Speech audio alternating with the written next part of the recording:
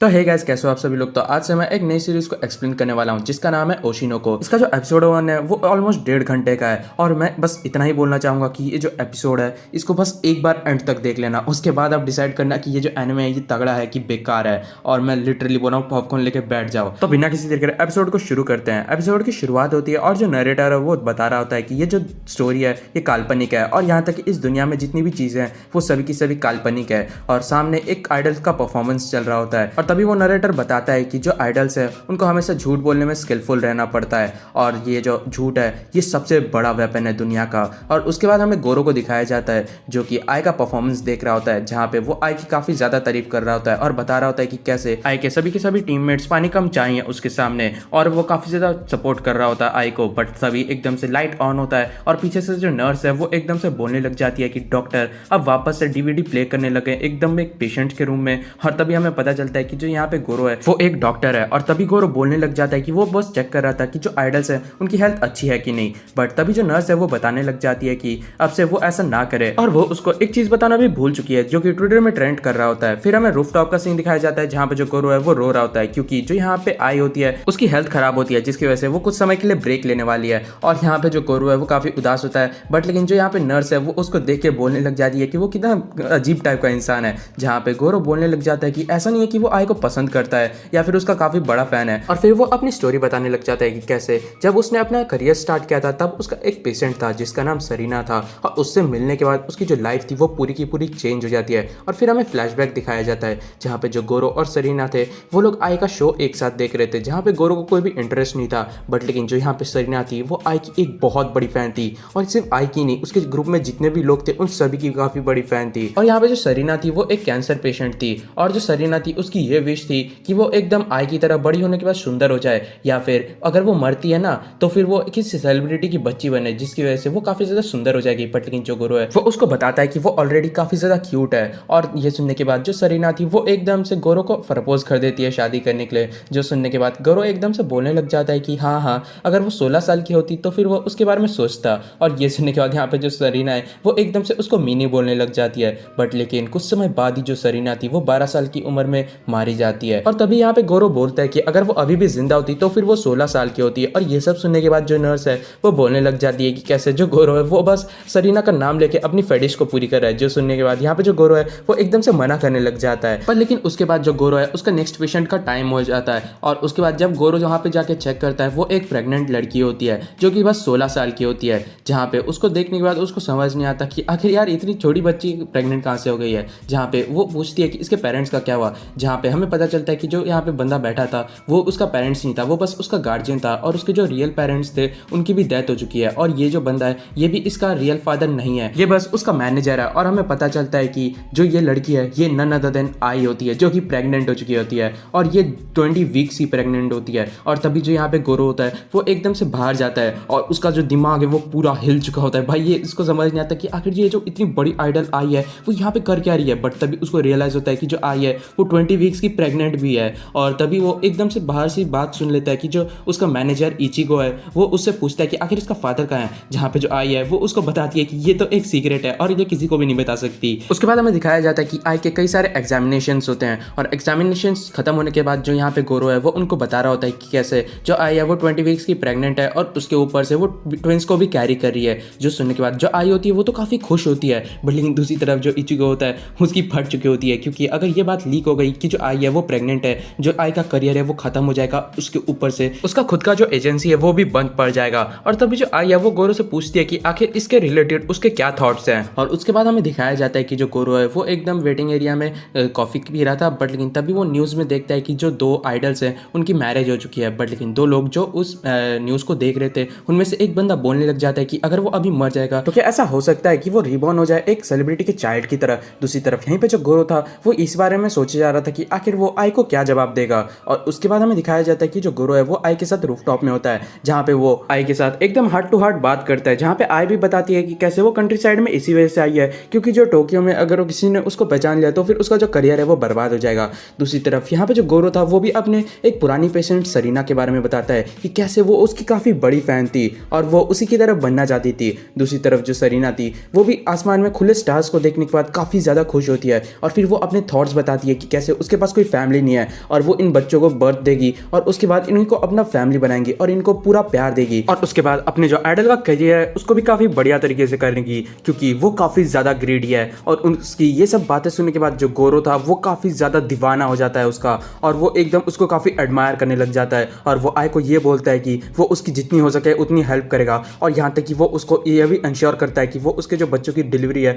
वो भी एकदम सेफ और बढ़िया तरीके से करेगा। और ये सुनने के बाद जो आई थी वो भी काफी खुश हो जाती है और उसके बाद जो यहाँ पे आई है वो हॉस्पिटल में एडमिट होती है एक फेक नाम के साथ। फिर धीरे धीरे टाइम बीतता जाता है और जो गोरो था वो आई को देख के ये सोचता है कि आई खुश है, इसी वजह से वो भी काफी ज्यादा खुश है। और फाइनली जो आई के डिलीवरी का दिन था वो पहुंच चुका होता है, जहाँ पे जो गोरो था वो आई को रेस्ट करने के लिए बोलता है और फिर वो कुछ देर के लिए बाहर चले जाता है। जब वो बाहर जा रहा था वो सोच रहा था कि कैसे जो आई है वो बहुत जल्दी यहाँ से चली जाएगी और उसके बाद अपनी जो आइडल्स की लाइफ है उसको कंटिन्यू करने वाली है। बट लेकिन तभी पीछे से एक बंदा आ जाता है जो कि उससे पूछने लग जाता है कि क्या है तुम ही आई के डॉक्टर हो। और ये सुनने के बाद जो गोरो होता है वो काफी हैरान हो जाता है और वो सोचने लग जाता है कि आखिर इस बंदे को कैसे पता चला। और फिर वो उस बंदे से पूछने लग जाता है कि आखिर उसका नाम क्या है और उसको पता कैसे चला कि वो आई का डॉक्टर है। बट लेकिन जो यहाँ पे वो बंदा था वो एकदम जंगल में भागने लग जाता है और जो गोरो था वो भी उसका पीछा करने लग जाता है, क्योंकि अगर ये जो बात है ये मीडिया में लीक हो गई तो फिर आई का जो करियर और पूरी जिंदगी है वो बर्बाद हो जाएगी। बट लेकिन वो एकदम एक क्लिफ में पहुंच जाता है। बट तभी पीछे से एकदम से वो जो बंदा था वो गोरो को धक्का मार देता है और जो यहाँ पे गोरो है वो क्लिफ से नीचे गिर जाता है। फिर हमें दिखाया जाता है यहाँ पे जो गोरो है उसकी हालत काफी ज्यादा खराब होती है और वो सोच रहा था कि उसको आई के पास जाना होगा क्योंकि उसने आई से प्रॉमिस किया था और उसके ऊपर से उसका जो डिलीवरी का टाइम है वो काफी भी हो सकता है। और दूसरी तरफ हमें आई को दिखाया जाता है इसको पेन होना स्टार्ट हो चुका था और दूसरी तरफ जो यहाँ पे गोरो था वो याद करता है कि कैसे सरीना ने उससे बोला था कि क्या उसने कभी सोचा है कि वो किसी सेलिब्रिटी के बच्चे की तरह जन्म लेना चाहेगा। बट लेकिन तभी गोरो सोचने लग जाता है कि आखिर वो इन सभी चीजों के बारे में अभी क्यों सोच रहा है। दूसरी तरफ यहाँ पे जो आई थी वो बर्थ दे रही होती है और यहाँ पे जो गोरो था उसकी डेथ हो जाती है और तभी जो आई है वो एक काफी हेल्दी बच्चों को जन्म देती है, 2 ट्विंस को। और उसके बाद वहां से सीन शिफ्ट हो जाता है और हमें दिखाया जाता है कि जो यहाँ पे गोरो है उसका श्राद्ध बन चुका होता है और यहाँ पे जो गोरो था वो नरेशन कर रहा होता है कि उसको लगा था कि जो लोग हैं वो मरने के बाद हेल में जाते हैं, बट लेकिन वो हेवन में रिबॉर्न हो चुका था और वो भी अपनी फेवरेट आइडल आई के बच्चे के रूप में। और उसके बाद हमें पता चलता है कि जो उसका प्रेजेंट नेम है वो है एक्वा और यहाँ पे जो एक्वा है वो सोचता है कि कैसे उसके पास अपने पिछली लाइफ की सारी मेमोरी है और यहाँ तक कि उसने जो भी अपने डॉक्टर के करियर में पढ़ा था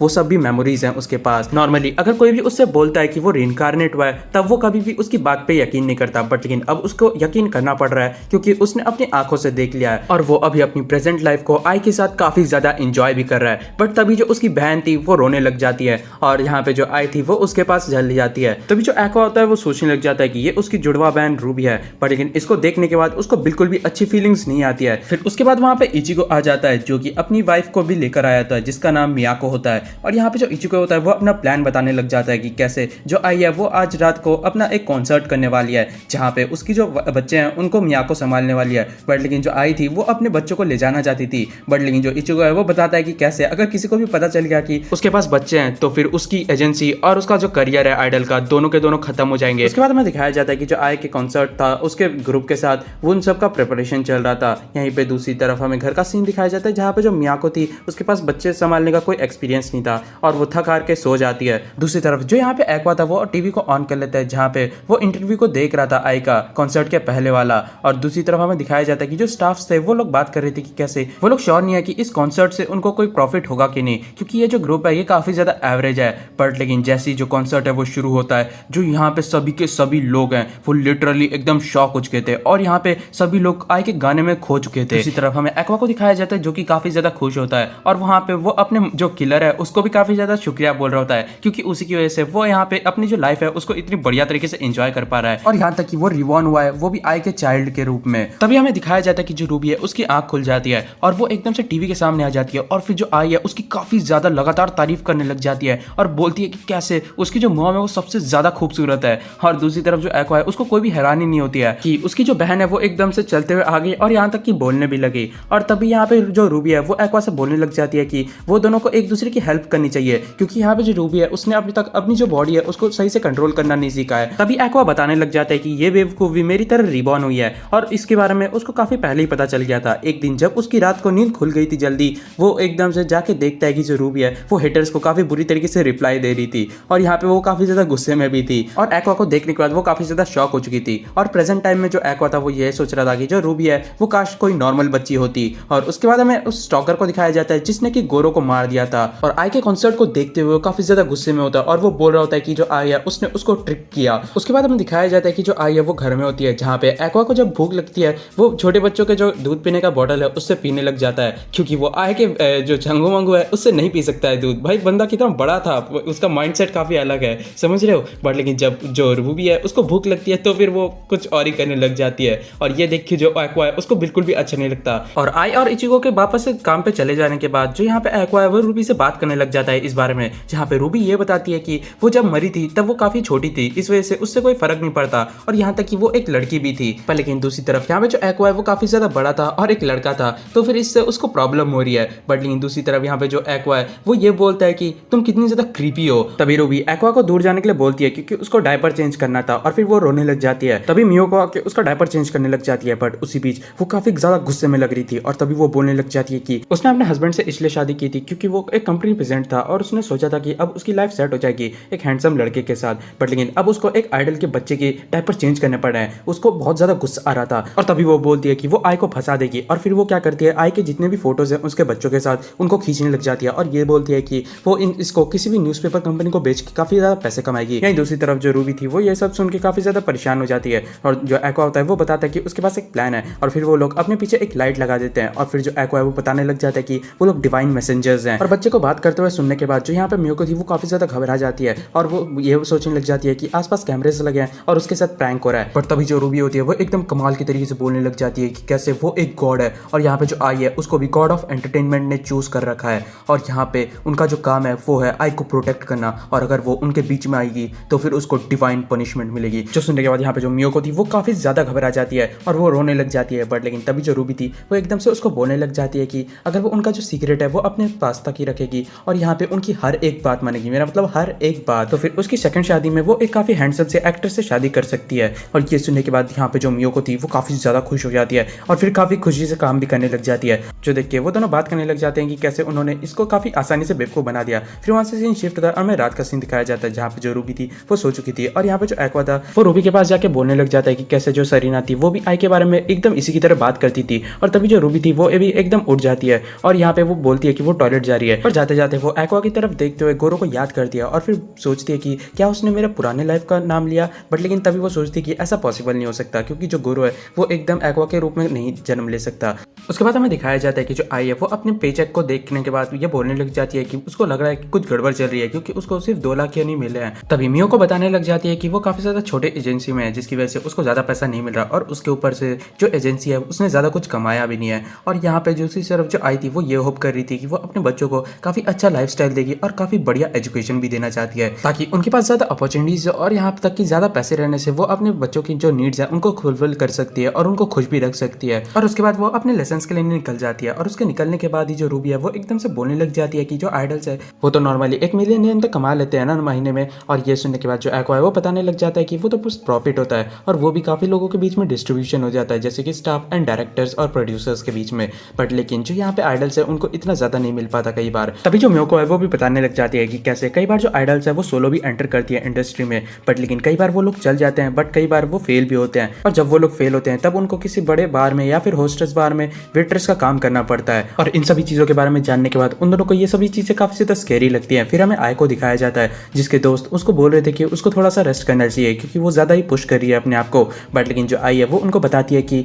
वो बिल्कुल ठीक हो रखी है। और उसके बाद उनके जाने के बाद जो आई है वो एकदम से एक कमेंट को चेक करती है जो कि उसके हेटर की तरफ से था, और उसको देखने के बाद वो काफी उदास हो जाती है। फिर हमें अगले दिन का सीन दिखाया जाता है जहाँ पे काफी सारे लोग एक साथ इकट्ठे हुए होते हैं क्योंकि जो आई है उसका काफी जल्दी कॉन्सर्ट स्टार्ट होने वाला है। दूसरी तरफ हमें दिखाया जाता है कि जो एक्वा और रूबी है उनको भी मियो को लेकर चली आई थी किसी को बिना बताए, जिस वजह से वो उन दोनों को अटेंशन ग्रैब करने के लिए बिल्कुल ही मना कर देती है। दूसरी तरफ यहाँ पे जो आई थी उसका जब कॉन्सर्ट शुरू होता है उसके दिमाग में हेटर का ही कमेंट चले जा रहा था, और यहाँ पे दूसरी तरफ जो एक्वा और रूबी थे उन दोनों को ये नोटिस हो जाता है, और तभी वो दोनों एकदम से अपनी जो चेयरिंग है वो स्टार्ट कर देते हैं। जो देखने के बाद यहाँ पे आसपास के सभी लोग एकदम शॉक खड़े थे, और यहाँ तक कि जो आइडल्स थे वो लोग ने भी अपना परफॉर्मेंस बंद कर दिया था और उन्हीं बच्चों को देख रहे थे। दूसरी तरफ जैसे ही आई की नजर अपने बच्चों पे जाती है और वो देखती है कि उसके जो बच्चे हैं वो उसके लिए कितना ज्यादा चेयर कर रहे हैं, और उसके चेहरे में एक बहुत बड़ी स्माइल आ जाती है और वो काफी ज्यादा खुश होती है। और उसके बाद हमें अगले दिन का सीन दिखाया जाता है जहाँ पे वो सभी लोग देख रहे थे कि कैसे एक्वा और रूबी की जो चेयरिंग का वीडियो है वो इंटरनेट पे एकदम ब्लास्ट हो चुका है, मतलब एकदम वायरल चला गया है। और इसको देखने के बाद जो इचिगो है वो अपनी वाइफ को चले जाता है एक लंबी चौड़ी बात करने के लिए।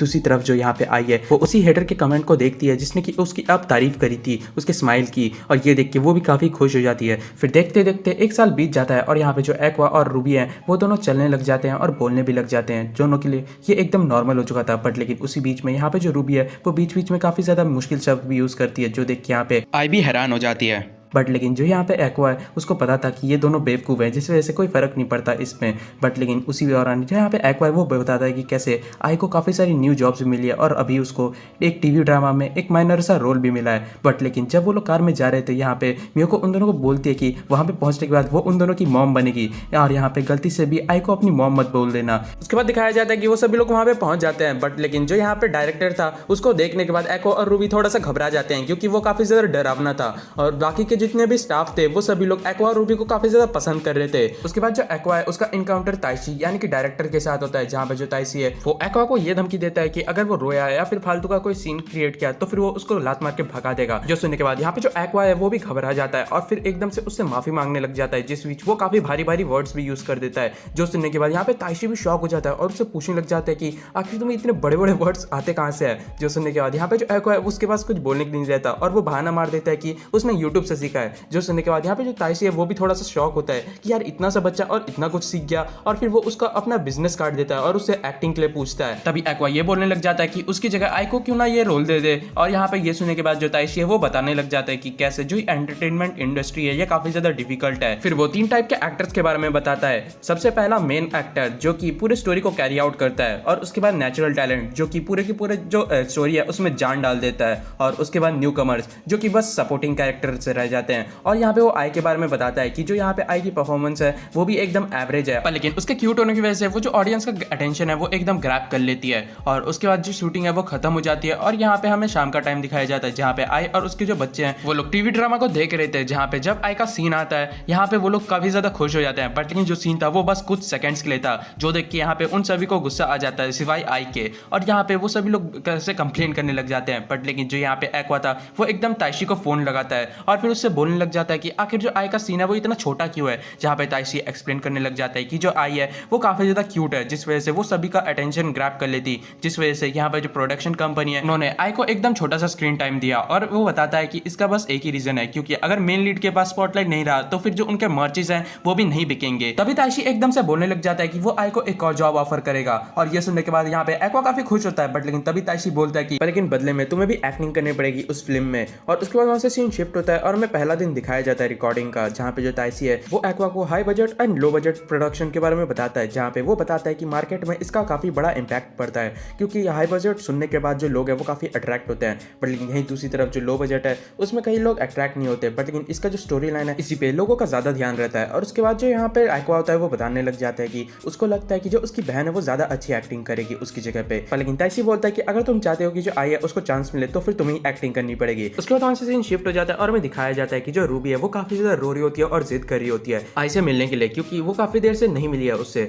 और उसको आई का प्यार चाहिए होता है। और एक्वा रूबी से ये बोलने लग जाता है कि वो कोई छोटी बच्ची नहीं रही है कि अभी वो ऐसे जिद करेगी पागल की तरह। और तभी वहां पे एक और लड़की आ जाती है जिसका नाम काना होता है, और ये जो लड़की है ये एकदम से रूबी को बोलने लग जाती है कि उसके पास बिल्कुल भी मैनर्स नहीं है और यहाँ पे वो ऐसे बच्चों की तरह जिद कर रही है। और तभी वो बताने लग जाती है कि कैसे वो काफी ज्यादा फेमस एक्टर है और उसको कई सारे एक्टिंग के रोल्स भी मिले हैं, अनलाइक आई जिसको कि नेपोटिज्म से रोल मिल रखा है। और यह बोलने के बाद वो अपनी जो मैनेजर है उसको एकदम नौकर की तरह ट्रीट करने लग जाती है। और यहाँ पे इन सब चीजों को सुनने और देखने के बाद एक्वा का प्लान था कि वह उसको मार ही डालेगा। और उसके बाद वहां पे दिखाया जाता है कि शूटिंग स्टार्ट होती है, जहाँ पे एक्वा और काना को एक क्रीपी चाइल्ड का रोल मिला है, जहाँ पे उनको मेन कैरेक्टर के सामने जाके उसको विलेज के एंट्रेंस पे ग्रीटिंग देनी है। और यहाँ पे जो एक्वा था वो भी वहाँ पे सोच रहा था कि उसको कुछ भी करके ताइशी को सेटिस्फाई करना है। भाई मेरा मतलब रॉन्ग वे में नहीं है तो फिर समझ जाओ किस वे में है। और उसके बाद जो यहाँ पे काना थी वो एकदम से अपनी एक्टिंग शुरू करती है, जहाँ पे जो एक्वा था वो सोचता है कि ये तो बढ़िया एक्ट कर रही है। बट लेकिन दूसरी तरफ जो ताइशी था वो सोच रहा था कि कैसे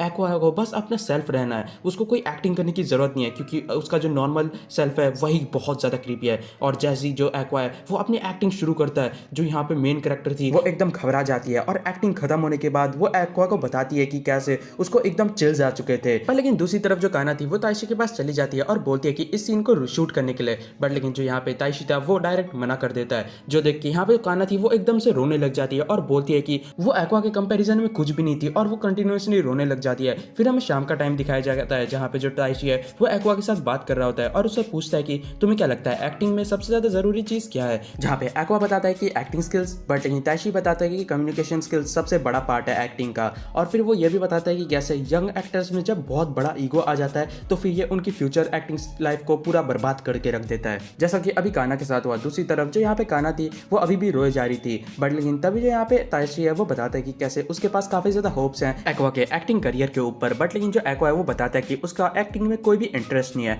फिर वहां से सीन शिफ्ट होता है और हमें रात का सीन दिखाया जाता है जहाँ पे काना अपने घर जा रही होती है और फिर वो अपने जो स्क्रिप्ट्स हैं उन्हीं को रिव्यू करे जा रही होती है और तब वो बताती है कि वो एक्वा को कभी नहीं भूलने वाली और नेक्स्ट टाइम अगर उनके बीच में कभी मुकाबला होता है तो फिर वो एक्वा से अच्छा करके ही रहेगी। फिर एक छोटा सा टाइम स्किप होता है जहाँ पे एक्वा अभी प्रेजेंट में 3 साल का हो चुका था और एक्वा बताता है कि कैसे ताइशी की जो फिल्म थी वो एक हिट हो गई थी जिस वजह से उसको एक अवार्ड भी मिला था और यहाँ पे जो आई थी वो एक काफी ज्यादा फेमस पर्सनैलिटी बन चुकी थी और प्रेजेंट टाइम में जो यहाँ पे आई है वो एक अपकमिंग मीडिया पर्सनैलिटी है। उसके बाद वो इंटरनेट में अपनी जो पुरानी बॉडी है उसके बारे में जानकारी लेता है जहाँ पे उसको पता चलता है कि उसकी जो पुरानी बॉडी है जो कि मर गई थी उसको अब तक ढूंढा नहीं गया है, मतलब कि वो अब तक मिला नहीं है, जो देख के वो थोड़ा सा हैरान होता है। फिर हमें दिखाया जाता है कि जो एक्वा और रूबी है दोनों के दोनों प्री स्कूल में एडमिशन ले चुके थे, जहाँ पे जो एक्वा रूबी से पूछता है कि आखिर प्रीवियस लाइफ में वो कौन थी और मतलब उसकी एज क्या थी, जहाँ पे जो रूबी है वो काफी ज्यादा घबरा जाती है और वो सोचने लग जाती है कि हो सकता है कि एक्वा उस पर काफी ज्यादा नीचा दिखाने लगे ये जानने के बाद कि वो काफी ज्यादा यंग थी और फिर वो ये झूठ बोल देती है कि वो एक अडल्ट थी और वो वहां से चली जाती है। बट लेकिन जो यहाँ पे एक्वा है उसको समझ नहीं आता कि आखिर वो इतनी घबरा क्यों रही थी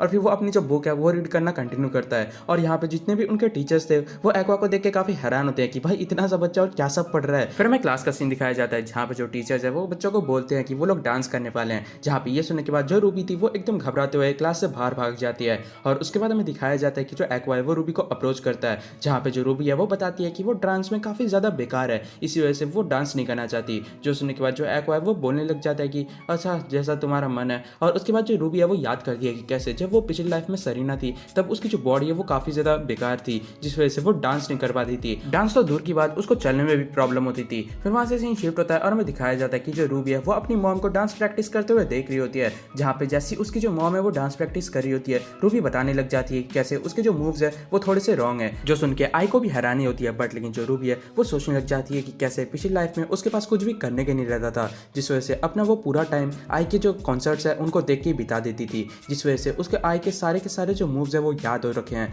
और तभी वो एकदम से उसको दिखाने लग जाती है कि वो कैसे करती थी और अभी वो कैसे करी है। बट लेकिन वो जैसे ही दिखाने जाती है वो एकदम से गिर जाती है, जो देख के वो एकदम रोने लग जाती है। बट लेकिन जो यहाँ पे आई थी वो एकदम से उसको उठाती है और फिर मोटिवेट करने लगती है कि वो जितने बारी क्यों ना गिरे उसको हमेशा उठना चाहिए और अपना बेस्ट देना चाहिए। जो सुनने के बाद यहाँ पे जो आई है वो काफ़ी खुश होती है और फिर वो धीरे धीरे डांस प्रैक्टिस स्टार्ट कर देती है और वो जैसे जैसे डांस प्रैक्टिस कर रही थी वो सोच रही थी कि कैसे वो हमेशा से चाहती थी कि वो आई की तरह डांस करे और काफ़ी ज़्यादा डांस प्रैक्टिस करने की वजह से उसके जो डांस मूव्स थे वो भी काफ़ी ज़्यादा अच्छे हो चुके थे और अब वो गिर भी नहीं रही थी। और दूसरी तरफ हमें एक्वा को दिखाया जाता है जो कि इन सभी चीज़ों को देख रहा था और तभी वो सोचने लग जाता है कि कैसे जो रूबी है उसकी एक्टिंग स्किल्स तो अच्छी हैं ही, उसके ऊपर से उसके जो डांस है वो भी काफ़ी ज़्यादा अच्छी है। फिर वहाँ से सीन शिफ्ट हो जाता है और हमें दिखाया जाता है कि जो आई है वो एक फ़ोन बूथ में होती है और वो एक बंदे से बात कर रही होती है जो कि ट्विंस का फादर होता है और वो उससे पूछती है कि क्या वो अपने बच्चों को देखने नहीं आएगा क्योंकि वो लोग काफ़ी बड़े हो चुके हैं, जहाँ पे वो बंदा पूछता है कि आखिर क्या वो उसके साथ वापस रहना चाहती है, जो सुन के आई मना कर देती है और बताती है कि उसने अपने बच्चों को ये बात करते हुए सुना था जहाँ पे वो लोग अपने फादर के बारे में बात कर रहे थे और उनको पता नहीं होता है कि आखिर उनके फादर कौन है और इसी वजह से वो बस उनको मिलाना चाहती है उससे। और फिर वो बंदा आई से उसका एड्रेस पूछता है जहाँ पे आई उसको अपना न्यू एड्रेस दे देती है। उसके बाद वहाँ से सीन शिफ्ट हो जाता है और हमें दिखाया जाता है कि जो आई है वो इचिगो और बाकी सभी के साथ आराम से बैठी होती है और यहाँ पे वो सभी लोग एंजॉय कर रहे होते हैं, जहाँ पे जो इचिगो होता है वो काफी ज्यादा खुश होता है क्योंकि उसकी जो एजेंसी है वो काफी ज्यादा मस्त चल रहा है और उसके ऊपर से जो आई का आइडल ग्रुप है वो भी एक काफी बड़े स्टेडियम में कॉन्सर्ट करने वाला है, जो कि एक बहुत बड़ी बात है। पर लेकिन इसी दौरान जो आई थी वो ये सोच रही थी कि कैसे वो पहली बार जब इचिगो से मिली थी तब उसने उसको एकदम से आइडल बनने का ऑफर दे दिया था। पर लेकिन जो आई है वो ये कहते हुए मना कर देती है कि वो एक सिंगल पेरेंट हाउस होल्ड से है। पर लेकिन उसकी जो मॉम थी वो जल्दी ही जेल में चली गई थी और उसकी वजह से वो अकेली रह गई। बट लेकिन जब उसकी मॉम बाहर निकली उस टाइम पे भी उसकी मॉम ने उसको वापस से अपने साथ नहीं रखा और उसको अकेला छोड़ दिया और उसके बाद से जो यहाँ पे आई है उसने किसी को भी प्यार नहीं किया और ना ही किसी ने उसको प्यार किया है और इसी वजह से उसको आई लव यू का मतलब भी नहीं पता और वो अपने फैंस को भी क्या प्यार करेगी। और ये सुनने के बाद जो यहाँ पे इचिगो है वो उसको ये आइडिया देता है कि वो झूठ बोल सकती है, उसको बस आई लव यू तो बोलना है, क्या फर्क पड़ता है। लोग उसको सच समझ लेंगे। और ये सुनने के बाद जो यहाँ पे आई है वो भी मान जाती है और वो एक आइडल बन जाती है। बट लेकिन सून आफ्टर वो प्रेग्नेंट हो जाती है और 2 ट्विंस को जन्म देती है। और तभी हमें प्रेजेंट टाइम का सीन दिखाया जाता है जहाँ पे आई ये बोलती है कि उसने अब तक अपने बच्चों को आई लव यू नहीं बोला है। बट तभी उनके घर का डोरबेल बजता है और जो आई है वो चेक करने जाती है, जहाँ पे उसके सामने एक बंदा बुके लेके खड़ा होता है और ये वही बंदा होता है जिसने की आई को स्टॉक किया था हॉस्पिटल में। और उसके बाद जो आई है अचानक से उसको एकदम वो बंदा स्टैप कर देता है और जो यहाँ पे आई होती है वो एकदम दूर चली जाती है। दूसरी तरफ जो एक्वा है वो भी एकदम से गेट से बाहर निकलता है और इस सीन को देखने के बाद वो एकदम शॉक हो चुका था। दूसरी तरफ वो जो बंदा था वो एकदम बोलने लग जाता है कि कैसे आई ने अपने सारे फैन से झूठ बोला है, उससे भी झूठ बोला है, उसने हमेशा बोला था कि वो सभी को पसंद करती है बट लेकिन ऐसा बिल्कुल भी नहीं है। दूसरी तरफ जो आई होती है वो भी एकदम बोलने लग जाती है कि हाँ मैंने सभी से झूठ बोला, अपने फैन से झूठ बोला, बट लेकिन मैं हमेशा उन सभी से प्यार करती थी और ये जो झूठ है ये मेरा एक तरीका है उनसे अपना प्यार जताने का। और तभी वो बंदा एकदम बोलने लग जाता है कि उसको तो ये भी नहीं पता कि आखिर वो कौन है। और ये सुनने के बाद जो आई है वो बताने लग जाती है कि उसको याद है हम लोग एक हैंडशेक इवेंट में मिले थे और वो उसका नाम रियोस के बताती है। और आई बताती है कि वो अब तक जितने भी अपने फैन से मिले उन सभी का चेहरा उसको याद है। और यहाँ तक कि ये सुनने के बाद जो वो बंदा था रियोस के वो एकदम से पैनिक कर जाता है और एकदम मतलब शॉक हो चुका था और वो डर के मारे वहां से भाग जाता है। तभी एक्वा एकदम से एम्बुलेंस बुलाने की बात करता है बट लेकिन जो आई है वो उसको मना कर देती है और एकदम से हग कर लेती है और वो एकदम डोर के सामने जाके बैठ के उसको लॉक कर देती है ताकि दूसरी तरफ से जो रूबी है वो इस साइड ना आ जाए। और यहाँ पे दूसरी तरफ हमें रूबी को दिखाया जाता है जो कि काफी चिंता कर रही थी और वो बोल रही थी कि आखिर क्या हुआ, दरवाजा खोलो। बट लेकिन जो यहाँ पे दूसरी तरफ आई है वो एकदम बोलने लग जाती है कि उसको माफी मांगनी पड़ेगी लोगों से क्योंकि आज का जो कॉन्सर्ट है वो कैंसिल हो जाएगा। और तभी वो बताने लग जाती है कि वो अपने बच्चों को बड़ा होते हुए देखना चाहती थी, उनको स्कूल जाते हुए देखना चाहती थी। और यहाँ पे जो रूबी है उसको एक पॉपुलर डांसर और एक्वा को एक फेमस एक्टर बनते हुए भी देखना चाहती थी, उनको अडल्ट होते हुए देखना चाहती थी। और अपने फाइनल मोमेंट्स में वो अपने बच्चों को आई लव यू बोलती है और उनको बताती है कि ये एकदम झूठ नहीं है, वो अपने दिल से बता रही है। और इसी तरीके से जो आई है उसकी डेथ हो जाती है। दूसरी तरफ जो एक्वा है वो ये सब कुछ देखता ही रह जाता है और दूसरी तरफ जो रूबी है वो भी रोती रह जाती है। कुछ दिन बाद न्यूज में दिखाया जा रहा था कि रियोस के जिसने कि आई का मर्डर किया है उसने सुसाइड कर लिया है। दूसरी तरफ जो यहाँ पे पब्लिक है उसमें कई लोग काफी ज्यादा उदास हैं आई की डेथ की वजह से और दूसरी तरफ कई सारे जो पब्लिक्स हैं वो हेट कमेंट भी करी है आई की तरफ, जिसको देखने के बाद यहाँ पे जो रूबी है वो काफी ज्यादा गुस्से में होती है। और टाइम बीतता जाता है और यहाँ पे जो आई की डेथ है उसकी न्यूज धीरे धीरे गायब हो जाती है। इचिको और मियोको उन दोनों को अडॉप्ट कर लेते हैं बट लेकिन जो यहाँ पे मियोको है वो उन दोनों को बताती है कि वो उन दोनों की रियल मदर नहीं है बट लेकिन वो उनको अपने बच्चे से कम भी नहीं मानती। एक्वा को काउंसलिंग के लिए भी भेजा गया क्योंकि उसने अपने सामने एक मर्डर को देखा था। उसके बाद हमें आई के फ्यूनरल का सीन दिखाया जाता है जहाँ पे जो एक्वा और रूबी थे वो दोनों कार में बैठे थे, जहाँ पे रूबी पूछने लग जाती है कि क्या वो एक आइडल बन सकती है, जहाँ पे एक्वा बोलने लग जाता है कि उनको ये सब कुछ करने की कोई भी जरूरत नहीं है, पैसे कमाने के और भी कई सारे तरीके हैं। और तभी वो सोचने लग जाता है कि कैसे जो रूबी है वो काफी ज्यादा प्योर है और इनोसेंट है, जिसकी वजह से उसको काफी ज्यादा बुरा लगेगा अगर वो एक आइडल बन जाएगी और उसके जो फैंस है वो उसको हेट करेंगे तो। और जो रूबी है वो इन सब चीजों को नहीं सह पाएगी। बट तभी वो सोचता है कि कैसे वो ऑलरेडी एक बार मर चुका है। बट तभी उसको एकदम से रियलाइज होता है कि कैसे जिस बंदे ने उसको मारा था ये सेम बंदा था जिसने कि आई को भी मारा है। बट लेकिन सबसे बड़ी बात आखिर इस बंदे को पता कैसे चला जो आई है वो किस हॉस्पिटल में है, और उसके ऊपर से उसको अभी कैसे पता चला कि आखिर जो आई है वो रह कहाँ पे रही है। इसका बस एक ही मतलब हो सकता है, उस बंदे को कोई इन्फॉर्मेशन दे रहा था, कोई अंदर का बंदा। और तभी वो सोचता है कि कैसे जो इचिगो है वो ये सब कुछ नहीं कर सकता और उसके ऊपर से जो यहाँ पे आई है उसका कोई और फ्रेंड या फिर कोई क्लोज रिलेटिव भी नहीं है जिससे कि वो ये सब कुछ शेयर कर सकती है। और तभी उसके दिमाग में एक ही पर्सन का नाम आता है जो कि है उनका फादर। और इसके बारे में सोचते ही वो एकदम से अपने डेविल लुक में आ जाता है और वो सोचने लग जाता है कि जिस पर्सन ने उसकी मॉम को मारा है यानी कि आई को, वो उसको मार के ही रहेगा और वो अभी खुद नहीं मर सकता, वो उस बंदे को ढूंढ के निकालेगा और फिर खुद अपने हाथों से उसको मारेगा। और उसके बाद हमें दिखाया जाता है कि जो यहाँ पे एक्वा है वो ताइशी के पास चले जाता है और यहाँ पे उसके सामने जाके वो बोलने लग जाता है कि उसको थोड़ा सा काम है। बट लेकिन जो ताइशी है वो बोलता है कि वो अभी बिजी है। बट लेकिन जैसे ही वो एक्वा का फेस देखता है वो थोड़ा सा घबरा जाता है। और तभी दूसरी तरफ जो एक्वा है वो ताइशी को बोलता है कि क्या तुम मेरे को रेस कर सकते हो। और फिर वहां से सीन शिफ्ट हो जाता है और हमें कुछ साल बाद का सीन दिखाया जाता है जहाँ पे दोनों के दोनों जो ट्विंस हैं वो टीनेजर्स है और यहाँ पे वो लोग स्कूल के लिए निकल जाते हैं, जहाँ पे मन ही मन में जो एक्वा है वो बदले की राह में ही चले जा रहा होता है। फिर हमें एक पोस्ट क्रेडिट सीन दिखाया जाता है जहाँ पे ट्विंस के पहले बर्थडे में जो आई है वो उन दोनों के सोते समय एक वीडियो रिकॉर्ड करती है जहाँ पे वो बताती है कि कैसे उनके बड़े होने के बाद वो लोग एक साथ इस वीडियो को देखेंगे अल्कोहल पीते पीते, और फिर वो उनके हेल्दी बड़े होने का कामना करती है। और इसी तरीके से ये जो एपिसोड है वो खत्म हो जाता है। तो गाइस कमेंट्स में बताना कि आपको ये एपिसोड कैसा लगा, और अगर आपको वीडियो अच्छी लगी तो वीडियो को लाइक तो जरूर से ठोकना भाई, इस वीडियो को बनाने में काफी ज्यादा टाइम लग गया है और साथ ही साथ काफी ज्यादा मेहनत भी। तो गाइस अगर आपको ऐसी काफी कमाल की और भी एनिमेस देखने हैं तो आपके सामने प्लेलिस्ट आ रहे होंगे तो आप चेक कर सकते हैं। तो बस आज की वीडियो के लिए इतना ही, मिलते हैं नेक्स्ट वीडियो में, तब तक के लिए sayonara।